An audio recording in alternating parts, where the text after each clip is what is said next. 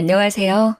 저는 결혼 앞두고 허술한 속임에 넘어갈 뻔했다가 파혼을 한 예비 신부입니다. 저는 이번에 결혼이란 문턱 가까이까지 가서 인생이란 걸 좀 더 깊게 배웠어요. 사람이 돈에 대해 악랄하고 추잡해지면 어디까지 밑바닥을 보일 수 있는지를 알게 되었거든요. 살면서 이런 건 드라마나 기사에서만 일어나는 남일이라고 생각했는데 제가 사랑했던 남자가 최악의 인간 중 하나였다는 사실을 직면했을 때 인생에 대한 회의감이 크게 들었습니다. 모든 사람들이 이럴 거라 믿는 건 아니지만 사람을 판단하는 잣대가 높아지는 바람에 앞으로 제가 좋은 사람마저 경계하다가 놓쳐버리게 될까 좀 걱정이긴 합니다. 누구나 조심하며 대인을 만날 필요가 있지만 조심한다고 옳게 보는 눈마저 가려버린다면 그건 그거대로 제 손해가 아니겠습니까? 제 경험을 사연으로 올리면서 좀 더 객관적으로 제 문제를 바라보고자 찾아오게 되었습니다. 부디 이 글을 끝마칠 때쯤엔 제 분별력이 한층 더 성장할 수 있길 바라면서 적어보도록 할게요. 저는 예비 신랑과 결혼을 전제로 만나기 위해 소개팅을 통해서 만난 인연입니다. 저희는 서로에게 크게 마음이 있어서 만남을 시작했다기보단 각자 생각하는 개념이 비슷해서 자연스레 관계가 이어졌던 것 같아요. 저도 자산 관리에 진심인 편이지만 예비 신랑 쪽도 돈에 대해서 철저한 개념을 갖고 있었거든요. 저는 결혼 대상이 돈만 헤프게 쓰는 사람이 아니면 될 거라고 막연히 생각을 했었는데 예비 신랑을 만나면서 돈을 모으는 개념에도 다양한 케이스가 있을 수 있다는 사실을 깨우친 계기가 되었어요. 저와 예비 신랑은 7개월 정도 연애하면서 서로를 알아갔고 1년 남짓한 시점에서 결혼을 약속했습니다. 저도 예비 신랑도 남녀관계의 로망은 딱히 갖지 않는 현실적인 사람들이라 우선적인 기준이 사랑이어야 하는 결혼은 아니었습니다. 서로 미래를 바라보는 가치관이 맞는 듯하여 결혼을 마음먹은 게 더 컸다고 보시면 되세요. 저는 사람을 주기적으로 1년 정도 만났다면 그래도 서로에 대해 알 만큼 알았다고 생각을 했습니다. 하지만 역시 30년을 넘게 제가 모르는 환경에서 모르게 자라온 상대방을 다 알기엔 1년이란 시간은 턱없이 부족했다는 걸 알았어요. 당시에 제가 지금보다 어렸으니 생각도 그만큼 어렸기에 일어난 실수였습니다. 우리가 본격적으로 결혼의 결심을 먹었을 때부턴 서로 조금 더 이성적으로 굴었습니다. 저는 비전 없는 사랑에만 치우쳐서 앞날을 그리는 것보다 이렇게 현실적이고 계산적이게 결혼을 하면 더 잘 살 수 있을 거라 생각했습니다. 결혼은 사랑이 아니라 현실이라 했고 서로에 대한 마음은 겨우 6개월밖에 못 간다고 결국 남은 인생은 그저 길을 같이 걸어갈 동료인 거라고 생각했거든요. 그렇게 먼 길을 저 나름대로 잘 내다보고 신랑감을 골랐다고 자부했어요. 그런데도 한 번씩 예비 신랑이 실속만 챙기는 모습을 볼 때면 좀 서운하기도 하더라고요. 자기 14살 어린 남동생 있다고 했지? 혹시 걔 대학 가면 우리가 돈 대줘야 되는 거야? 결혼하면 개인 돈이 없는 거나 마찬가지인데 그때 돼서 우리한테 애라도 생기면? 결혼하면 개인 돈이 왜 없어? 우리 공동생활비 통장 만들기로 했잖아. 그 밖에 경제권은 각자 관리하는 거 아니었어? 당연히 내 동생 등록금은 내가 알아서 해결해야지. 엄마 아빠가 언제까지 자식들 뒷바라지를 해야 되냐? 지금은 이렇게 알아서 한다고 확신하지만 그때 돼서 사정이 달라지면 나한테 손 벌릴 수도 있다는 거잖아. 개인적으로 돈을 쓰다 보면 부부 공동자금에 손대는 일이 생길지도 모르니까 확실하게 하자는 거지. 각서라도 쓰는 게 어때? 불안하면 쓰던가. 근데 그럴 리 없으니까 자기나 회식 좀 줄여. 사람 좋아하면 첫 번째로 제일 많이 잃는 게 돈인 거 몰라? 인맥도 자산이라는 거 아는데 결혼하면 나가는 돈 많아질 테니까 적당히 관리 좀 해. 예비 신랑이 제 본가에 대해서 질문을 할 때면 저도 모르게 퉁명스럽게 답을 해버리더라고요. 그가 무슨 의도로 묻는 건지 알지만 그래도 마음 한구석에 서운한 건 어쩔 수 없는 여자의 감정인가 봐요. 실속 챙기는 거 좋고 저도 경제관념이 철저한 사람이 믿음직스러운데 다른 사람도 아니고 제 가족에게 돈 쓰는 것도 아까워하니 이 남자가 저를 여자로는 전혀 안 보는 것 같다는 생각이 들었어요. 물론 예비신랑 태도가 이해 안 되는 건 아니었습니다. 예비신랑은 외동이라서 형제 쪽으로 돈이 들어가거나 빌려줄 일이 없는 상황이긴 한데 그래서 우리 집에만 돈이 들어가면 더 자기 손해라고 생각하는 것 같더라고요. 저는 말 그대로 14살이나 어린 남동생이 있어요. 그런데 부모님이 그때까지 남동생에게 경제적 지원을 하기에는 건강에 무리가 갈지 모르잖아요. 해서 제가 부모님을 도와서 생활비를 보태고 있는 상황이었거든요. 그렇다고 제 수입이랑 여건에는 차질이 생길 정도가 아니었기 때문에 저는 괜찮았단 말이죠. 그렇게 집에다가 생활비를 대주더라도 저는 따로 모은 돈이 4억 5천 정도 있었어요. 나가는 돈만 있던 게 아니라 제 나름 목돈을 만들 정도의 수익은 벌고 있었다는 뜻입니다. 그런데 제가 예비신랑에게 서운함을 느낄 수밖에 없었던 건 저희가 결혼 전제로 만나는 거라서 각자 수익은 투명하게 공개를 했었거든요. 저는 제가 집안의 가장이나 다름없어서 나가는 돈이 꽤 되는데도 불구하고 큰 돈을 모았는데 정작 외동인 예비신랑은 시부모가 노후 준비되어 있는 상황이었고 저랑 동갑에 직장 연차도 더 높으면서 겨우 2억 8천 정도를 모은 상태라고 했습니다.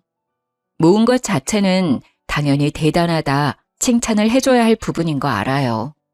요즘처럼 물가 높은 마당에 주식이나 투자도 안 하고서 2억 넘게 모으기가 어디 쉽나요? 근데 이렇게 저는 예비신랑 여건을 이해해 주려 노력하는데 예비신랑은 유독 제 가족에게 나가는 돈을 벌써부터 우리 부부 돈이라 생각하면서 아까워하니까 저도 서운하다는 겁니다. 물론 예비신랑이 자기 입으로 직접 내 돈 나가는 게 아깝다고 말을 한 건 아니지만 그런 느낌이 어디 말로만 표출해야 눈에 보이는 건 아니잖아요. 제가 하는 고민은 예비신랑한테서 약간 내가 하면 괜찮고 남이 하면 안 되는 내로남불의 태도가 보인다는 게 불편했다는 거예요. 저는 나가는 돈이 많아도 정말 알뜰하게 관리하는 편이었는데 예비신랑은 수익이 좋은 사람이라 할지라도 그만큼 모이는 돈이 적었어요. 예비신랑이란 사람은 정말 다 좋은데 사람 만나는 걸 좀 즐기는 편이거든요. 예비신랑이 제 가족에게 돈 들어가는 걸 한마디씩 시비 걸 때면 저도 예비신랑의 인맥에 대해서 한 번씩 태클을 걸어줬어요. 근데 그것도 한두 번이지 제 성격상 남일에 크게 간섭하지 않아서 인맥까지는 자기 역량에 맞게 알아서 하라고 내버려 두는 편이 더 많았습니다. 제가 목돈에 연연하는 건 아니에요. 돈을 모은다는 것이 쌓이는 결과도 중요하겠지만 저는 개인적으로 돈을 모으는 상대방의 마인드를 책임감과 연관지어서 보거든요. 저랑 예비신랑 둘 다 비전 있는 회사를 다니고 있는 중이었기 때문에 돈이야 착실하게 모으면 금방 쌓이는 것이니 액수가 큰 문제라고 보지 않았어요. 정말 다 좋은데 사람 만나는 곳에선 돈을 아끼지 않는 예비신랑의 마인드가 우리 관계에 대해선 책임감이 없는 것 같아서 그게 좀 신경 쓰였던 겁니다. 결혼 전제로 만나는 거니 어떻게 보면 남들보다 우리 가족이 예비신랑한테 더 중요하고 신경 써야 되는 인맥 아닌가요? 정작 예비 처가한테는 말만 가족이라고 하지 가족이라는 이유만으로 쉽게 돈을 발할 수 있으니 더 확실하게 선을 만들어야 한다고 했는데 그 발언이 한 번씩 저를 화나게 했어요. 처가댁은 노후 대비 어떻게 할 거야? 두 분 다 집에서 쉬고 계신다면서. 나중에 뭐 우리한테 손 벌리거나 얹혀 살겠다는 둥 그런 건 아니겠지? 뭐? 말을 해도 꼭 그렇게 서운하게 해야 돼? 내가 죽지 않는 이상 생활비를 계속 보내줄 거라서 우리한테 손 벌릴 일은 없는데 자기 말하는 게 좀 그렇다. 우리 엄마 아빠가 어려우면 내 도움 좀 받을 수 있는 거 아니야? 내가 어머님 아버님 형편 어려워졌다는데 내 할 바 아니라고 하면 괜찮겠니? 아니 그런 뜻이 아니잖아. 아무래도 우리 집은 나 빼면 엄마 아빠 이렇게 둘뿐인데 자기 집은 자기 빼고 세 식구잖아. 게다가 자기 동생은 아직도 학교 다니고 있고, 당연히 장인 장모님이 노후 준비가 안 되어 있으면 가세가 기울어질 가능성이 우리 집보단 크잖아. 이 정도는 가족으로서 걱정할 수 있는 거야.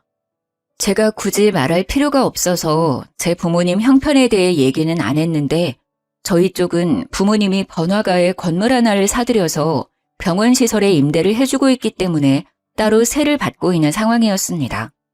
제가 부모님께 생활비로 챙겨드리는 건 자식으로서 부모님에게 해드리고 싶은 효심이었고 도리라고 생각해서 용돈으로 보내는 거였어요. 예비신랑한테 별말 안 했던 건 집에 빚이 있지 않은 이상 부모님 형편은 굳이 말할 필요 없다고 생각했기 때문이죠. 그리고 말해봤자 제가 부모님의 도움을 받고 결혼할 것도 아니라서 부모님의 재력은 제 결혼과 연관이 없다고 판단했었어요. 그런데 예비신랑이 계속 저희 부모님이 백수라서 하도 불안해하는 것 같으니 언젠가는 밝혀질 거 그냥 우리 부모님 건물주라고 상황 설명을 해줬습니다. 그러니까 엄마 아빠가 우리한테 손 벌릴 일은 없어. 사실 내 동생도 부모님이 등록금 대줄 수 있는데 내가 학교 다닐 때는 형편이 어려워서 부모님이 고생 많이 하셨거든. 그래서 동생 등록금만큼은 내가 해결해 주려고 하는 거야. 건물주?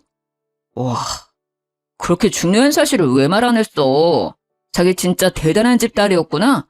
어떻게 그런 대단한 집에 살면서 티를 안 낼 수가 있지? 나 같으면 건물주 부모님 뒀다고 자랑 엄청 했을 것 같은데. 자기야, 이런 건 겸손이 아니야. 자랑할 건 자랑하면서 결혼 상대가 나를 깔보지 못하게 코를 납작하게 만들어야 된다고. 그날 예비신랑이 활짝 웃는 걸 처음 봤다고 해도 과언이 아니었죠. 예비신랑은 그날 하루 종일 저희 부모님 얘기를 하면서 제가 자라온 과정을 궁금해했어요. 저녁 먹으면서 묻는 대로 다 답을 해줬더니 자기가 부잣집 사위라도 된 것 마냥 들떠서는 장인어른 장모님 하면서 보고 싶다고 난리를 치더군요. 그 때문에 저희 관계는 더 돈독해졌습니다. 돈독해질 수밖에 없도록 예비신랑이 제게 많이 노력했어요. 근데 정작 예비신랑이 그렇게 자랑했던 예비 시부모 노후 준비는 제가 아는 내막과는 좀 차이가 있었더라고요. 원래 예비신랑은 예비 시부모가 노후 준비 다 된 상태라서 둘이 알아서 잘 먹고 잘 살 거라고 했거든요. 그런데 예비 시부모는 둘 다 공무원이었던 사람들이라서 당시 퇴직을 하고 소량의 연금을 받고 있다고 했어요. 요즘은 연금이 얼마 안 돼서 그것만으로는 여가 생활을 즐기거나 여행을 즐길 수 있는 여건은 안 되잖아요. 그래서 예비신랑이 한 번씩 기념일만 되면 용돈을 준다고 했습니다. 약간의 용돈만 있으면 굳이 우리한테는 손 벌리지 않을 거라고 뒤늦게 저한테 고백하더라고요. 저는 예비신랑이 예비 시부모 노후에 대해 엄청 대단한 자산이라도 있는 것처럼 얘기를 하길래 아예 예비 시부모에게 터치 안 해도 되는 줄 알았습니다. 그런데 기념일마다 용돈을 주고 있었고 예비 시부모가 여행 가고 싶다고 하면 예비신랑이 돈을 보내줘야만 갈 수 있는 상황이라고 하더라고요. 그 말은 지금 우리가 결혼하면 어머님 아버님한테 계속 돈을 줘야 한다는 거네? 그거 자기가 알아서 해결하는 거지? 우리 각자 가족한테는 새 가족 생겼다는 이유로 확실히 선 긋기로 했잖아. 자기 선에서 알아서 하는 건 내가 딱히 간섭 안 할게. 그건 그런데 그래도 이건 상황이 좀 다르지 않나? 우리 부모님이 많은 돈을 바라는 것도 아닐 거고 또 처가 쪽은 부자잖아. 이러면 한쪽이 무조건 치우치게 되는데 자기 입장에서도 좀 그럴걸? 친정은 잘 먹고 잘 사는데 시댁은 손가락 빨고 있다고 생각해봐. 쪽팔리지 않겠어? 자기 웃긴다. 우리 부모님이 백수인 줄 알 때는 기를 쓰고 손에 안 보려고 하더니 까고 보니까 자기 쪽 형편이 안 좋아서 손을 벌리시겠다? 다 형편에 맞게 사는 거지 그런 게 쪽팔릴 문제야? 자기는 우리 부모님 백수라고 했을 때 쪽팔렸나 봐? 아니, 내가 어떻게 처가를 그렇게 생각하겠어. 알았어, 미안해. 내가 좀 팍팍했다는 거 인정할게. 솔직히 우리 집 그렇게 넉넉하지 않은 거 맞아. 그래서 손해보는 거 더 무서워했던 거야. 나도 너희 집 어렵다고 하면 당연히 도와주고 싶지. 그런데 그럴 형편이 안 되는 거 아니까 일부러 자존심 세웠던 거야. 예비신랑은 그제야 자기의 진심을 실토하면서 자존심을 내려놓았습니다. 그렇게까지 기죽은 채로 사과를 하니까 제가 오히려 더 미안하더라고요. 사실 이렇게까지 예비신랑 기를 죽이고 고개 숙이게 만들 생각은 없었거든요.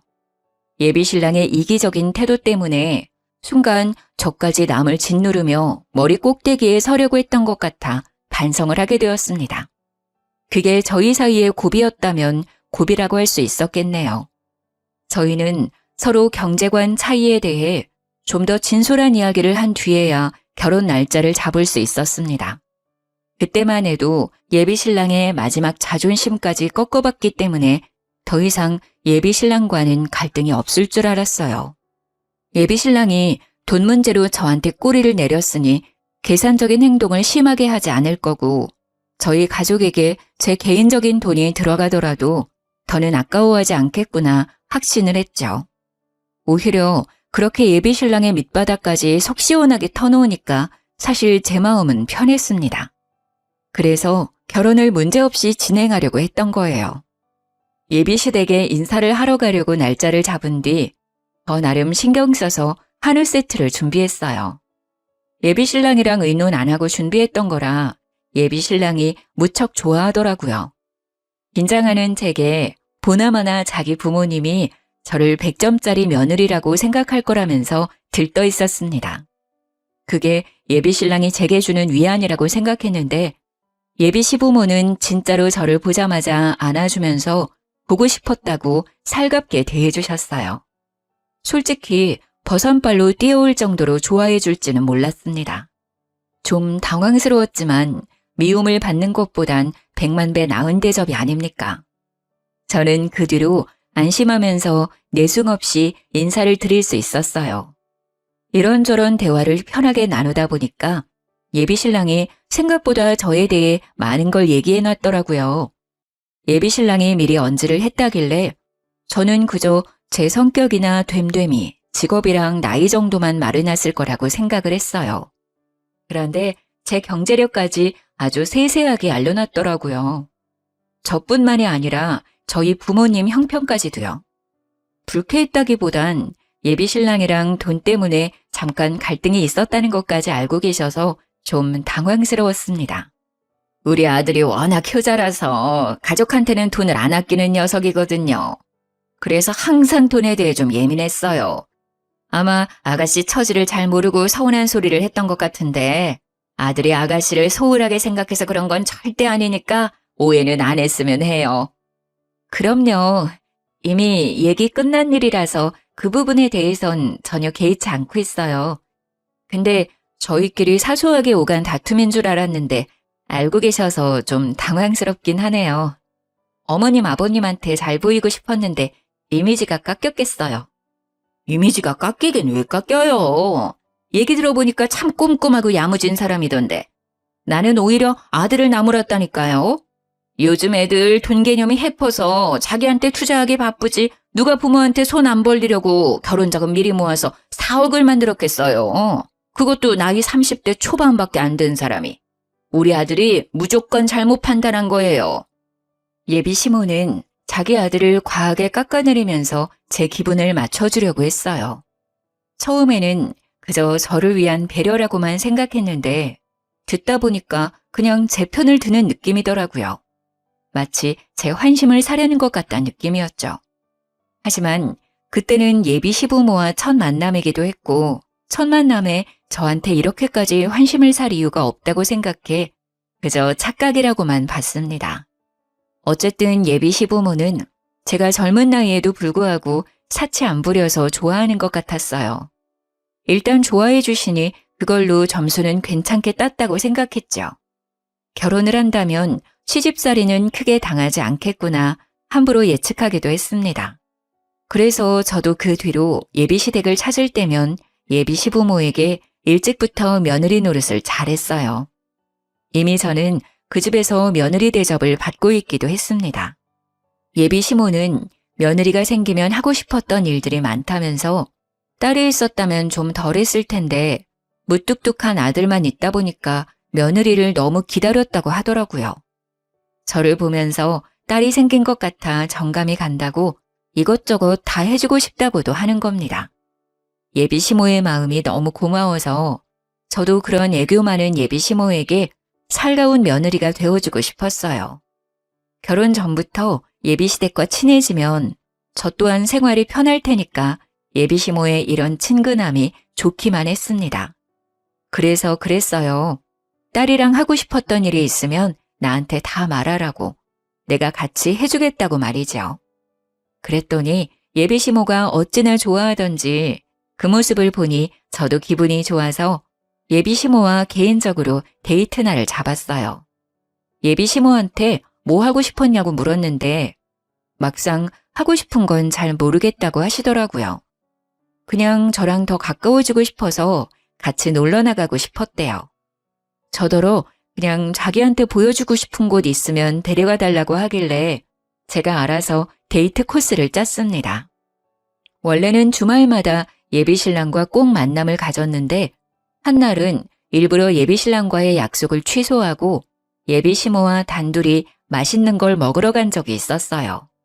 그렇게 저는 예비 신랑 만날 때보다 더 신경 써서 그날 하루를 준비했습니다. 그렇게 기분 좋은 마음으로 예비 시모를 만나서 대형 카페에 디저트를 먹으러 갔는데요. 희한하게 예비 시모가 내내 딴 생각을 하고 있는 것 같은 거예요. 저와의 대화에 집중하지 못하고 계속 주위를 둘러보거나 높은 건물들만 쳐다보길래 혹시 재미가 없냐고 슬쩍 물어봤습니다. 그 순간 저는 좀 당황스러운 말을 들었어요.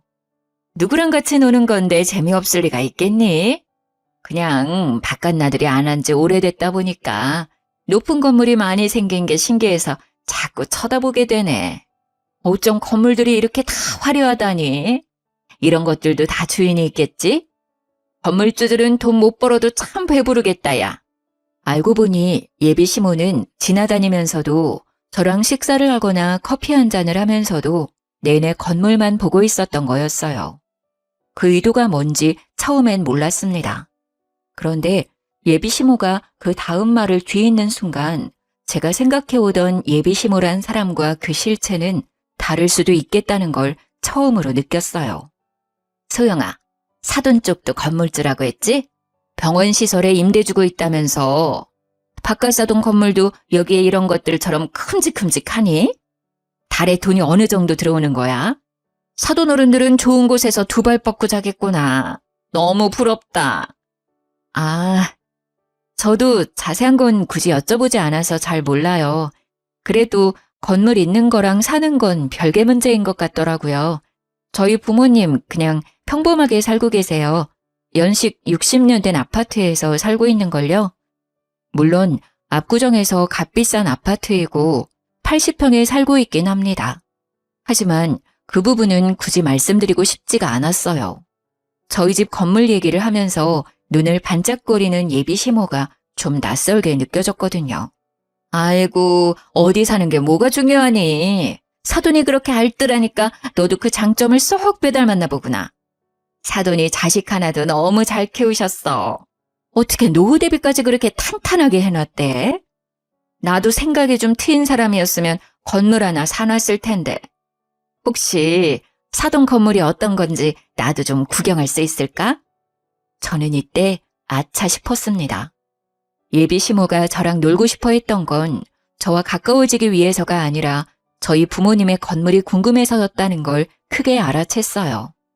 그래서 저와 시간을 보내는 내내 건물만 쳐다보기 바빴고 제가 알아서 저희 부모님 건물 앞으로 데려가 주길 기다리고 있었던 것 같았습니다. 순간 당황해서 아무런 대답을 못했어요. 저도 모르게 표정 관리도 못했던 건지 예비 시모가 불편하면 굳이 안 그래도 된다며 한 발자국 양보하더군요. 못 보여줄 이유는 없으니까 예비 시모한테 구경시켜드리겠다고 말은 했는데 부모님의 건물까지 가는 내내 저는 예비 시모가 던지는 말에 전부 떨떠름하게 답했어요.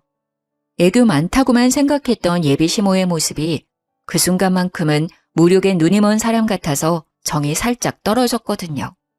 그렇게 도착한 건물 앞에서 예비 시모는 더욱더 가면을 벗었습니다. 사실을 듣기만 했을 때보다 직접 확인했을 때 더 큰 충격과 희열을 느끼지 않습니까?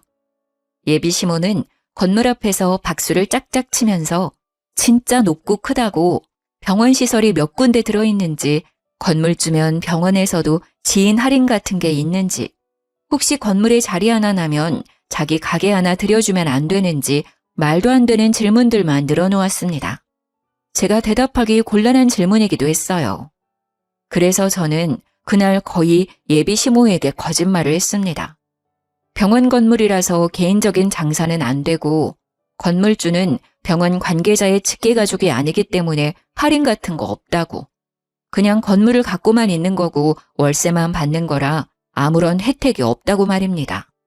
물론 몇 개 대답은 얼추 사실이기도 해요. 건물주한테 병원 할인이 왜 들어가겠어요? 설령 된다고 하더라도 직계가족이 아닌 생판 남이 무슨 권리로 할인을 요구하나요?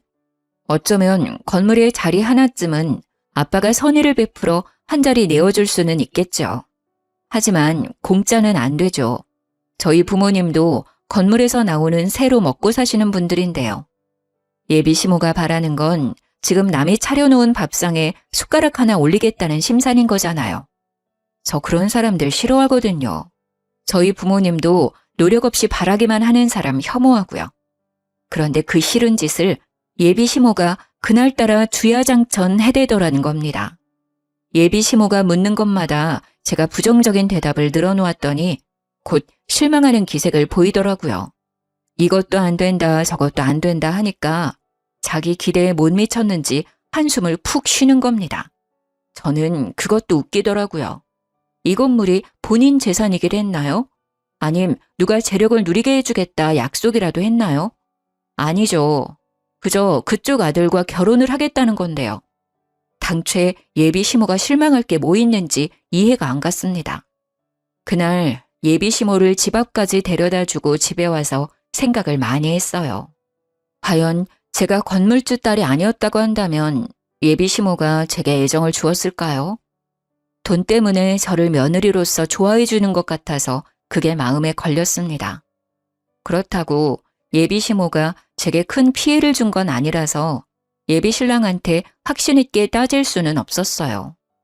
대신 저는 그날 처음으로 예비 신랑과의 결혼을 고민했었습니다. 겨우 돈 욕심 때문에 결혼을 포기하려고 하는 거냐고 묻는다면 네, 맞습니다. 맞다고 해야 할 것 같네요. 저희 부모님이 돈에 예민하기도 하고 공짜 좋아하는 사람들을 한심하고 게으르다고 믿고 있기 때문에 그 밑에서 자란 저 또한 그런 사람들을 위험하다고 보고 있거든요. 왠지 살다 보면 돈 때문에 예비 시댁과 부딪힐 것 같은 날이 꼭 올 거란 확신이 계속 들었어요. 예비 신랑과도 돈 때문에 약간의 갈등이 있었잖아요. 제가 건물주 딸이라는 걸 알고 나서는 예비 신랑도 저를 환대했고 배포도 넓어졌고요. 묘하게 예비 신랑 모습이 예비 시모와 닮아 있는 것 같다는 생각도 계속 들었어요. 아니나 다를까 제가 계속 고민하던 문제는 얼마 안가 확인할 수 있었는데요. 주말에 예비 신랑이랑 같이 차를 타고 펜션을 놀러 가고 있었는데요. 잠시 쉴 겸 휴게소에 들렀어요. 예비 신랑이 급하게 화장실을 다녀오느라 차에 휴대폰을 놓고 갔었죠. 그 타이밍에 휴대폰으로 예비 시모한테 전화가 오더라고요.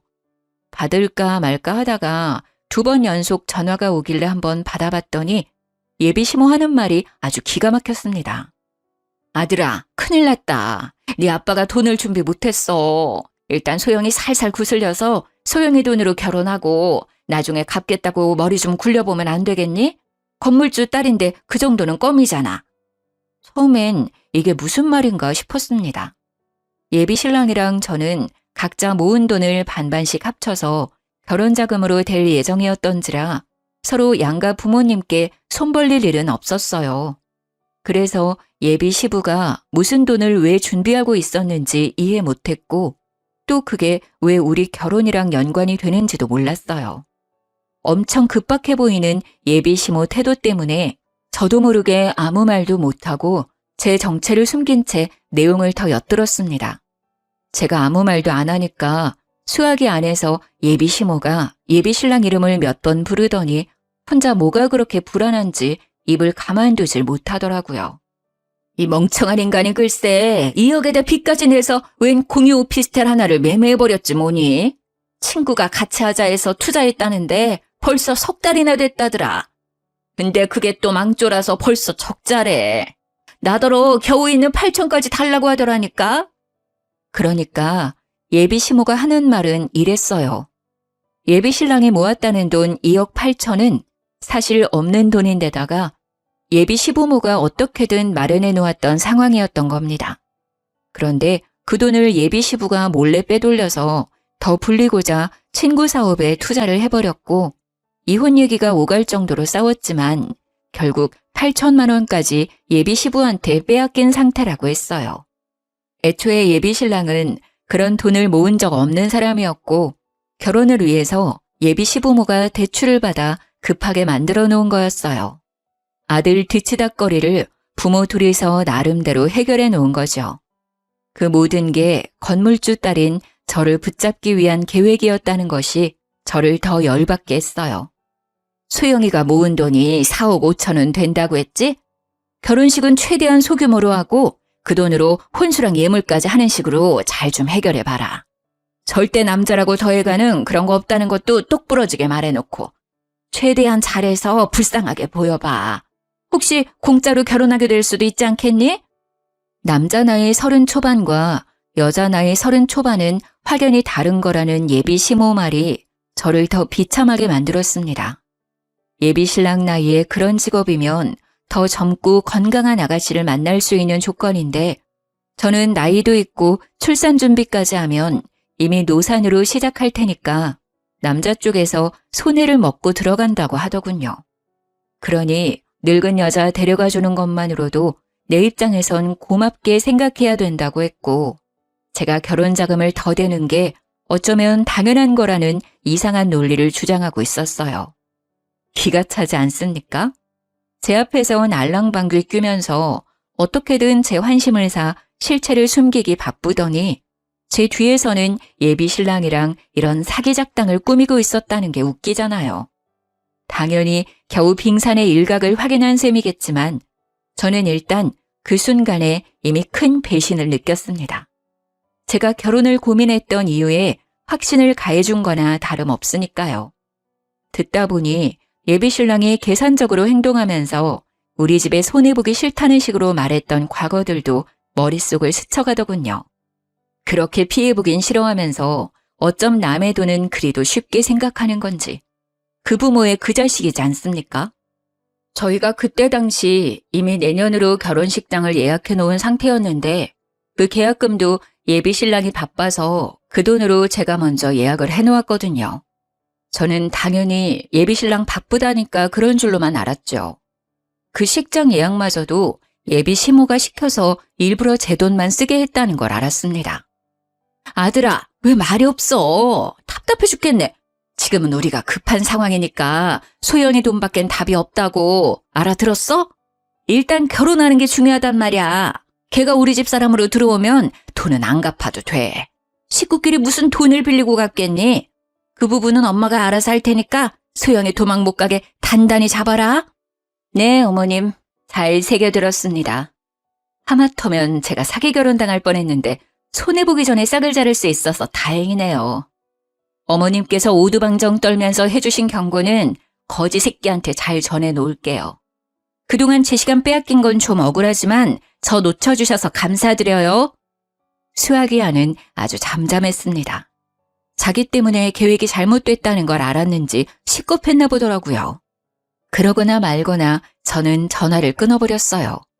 예비신랑 폰이 잠겨 있어서 녹음 파일을 전송하지 못한 게 아쉬웠는데 그 문제는 그리 어렵지 않게 해결이 되었습니다.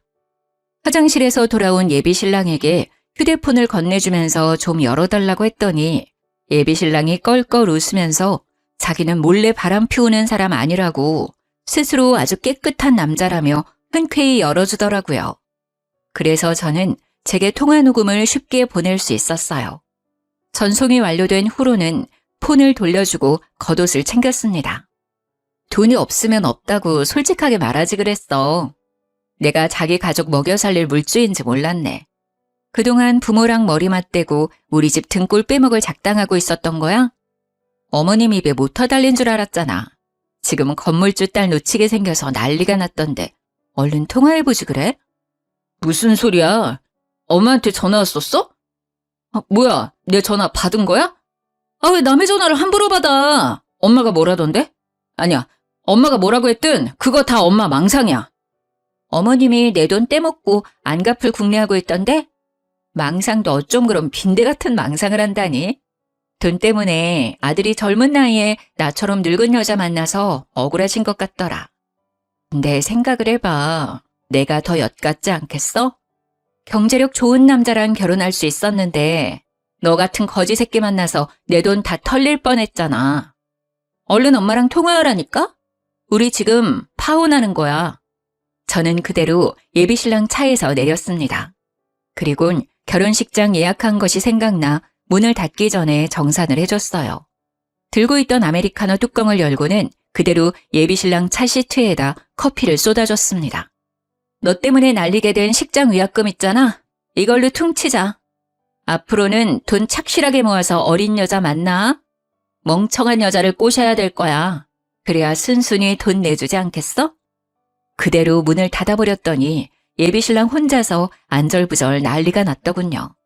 저를 당장 붙잡긴 해야겠는데 차를 두고 갈 순 없고 차 시트는 망가져서 화가 나는데 나와 파혼해버렸으니 무작정 화를 낼 수는 없고 혼자 많이 복잡해 보이길래 그냥 작별 인사하고 저는 친정 부모님께 연락해 휴게소로 데리러 와달라고 부탁했어요.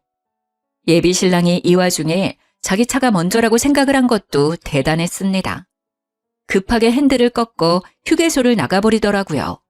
그날 뒤로 연락이 왔었는데 그 전화를 받지 않고는 대신 녹음 파일을 보내줬어요. 예비신랑한테 네 엄마가 한 소리 직접 들어보라는 말과 함께요. 그러니 쪽팔린 줄은 알았는지 연락이 없더라고요.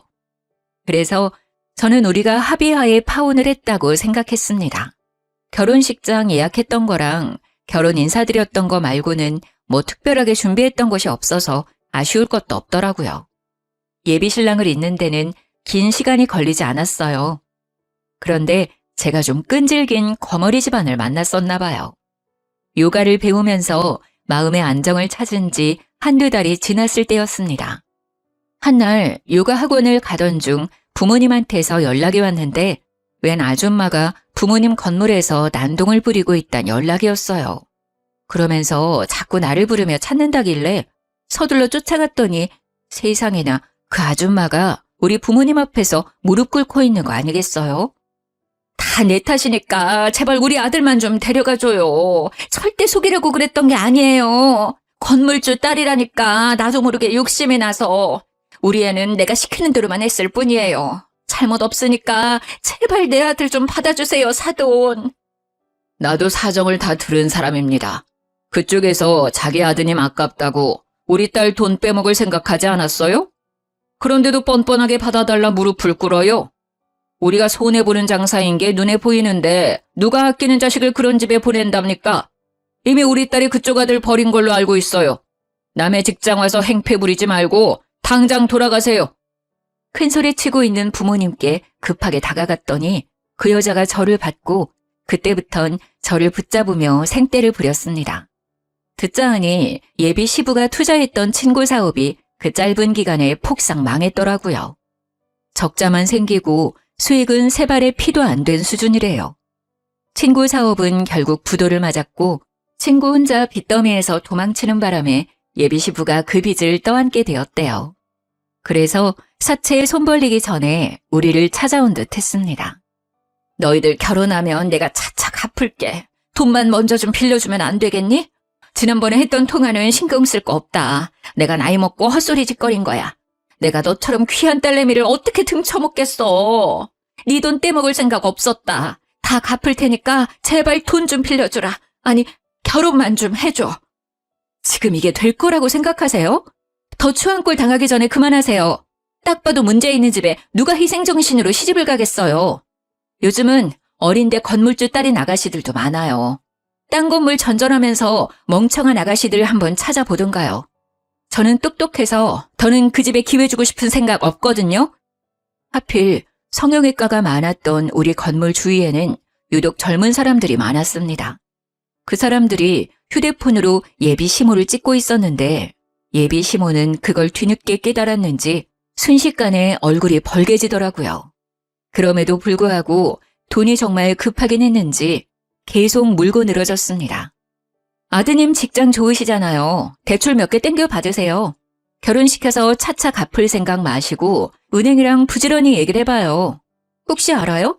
은행원 아가씨 중에서 건물주 딸이 있을지? 이러고 있을 시간 없어요. 부지런히 발품 팔아야 거지 아들 장가 보낼 텐데요. 그만하고 가지 않으면 경찰 불러서 영업 방해죄로 신고할 거라고 했더니 아줌마는 아예 퍼질러 앉으면서 자기 팔자를 한탄하기 시작했습니다. 얼굴 팔리든지 말든지 포기를 해버렸나 봐요. 저는 할 수 없이 예비 신랑한테 문자를 넣었고 사진을 찍어서 당장 데려가라고 했어요. 1시간 내로 안 오면 경찰에 끌려나가는 수모를 겪게 할 거라고 했습니다. 그랬더니 예비 신랑이 불같이 달려와서 자기 엄마 끌고 사라졌어요. 그게 예비 신랑과의 마지막이었습니다. 그 뒤로는 우연이라도 마주친 적이 없어요. 부모님은 그 사람들 얘기만 나오면 저더러 참 냄새 오래가는 똥 밟았다고 고개를 내젓습니다. 그러고는 결혼 안 해도 상관없으니까 저런 똥은 다신 묻혀오지 말라고 혀를 끌끌 차기도 했어요. 부모님 말씀이 맞아요. 그들은 제게 겨우 똥처럼 더러운 존재였을 뿐입니다. 사랑이란 감정이 조금 부족하더라도 실리가 맞으면 부부가 되어 잘 살 수 있을 거라고 생각했는데 이번 기회를 통해서 제 판단이 오만했다는 걸 깨달았어요. 추구하는 가치가 비슷한 것도 중요하지만 사람 됨됨이가 가장 중요하다는 것을 왜 몰랐는지 모르겠네요. 앞으로 결혼 대상뿐만 아니라 사람을 사귈 때도 인품을 유의해서 볼 수 있는 사람이 되도록 노력해야겠습니다. 제 사연 어떠셨나요? 결혼하기 전에 악연을 끊어낼 수 있어 나름 현명했지 않나요? 좀 더 지혜롭게 해결할 수 있는 방법이 있다면 인생 선배분들이 알려주셨으면 좋겠어요. 너절한 이야기였는데 끝까지 들어주신 분들 너무 감사드립니다. 늘 좋은 일만 가득하셔요.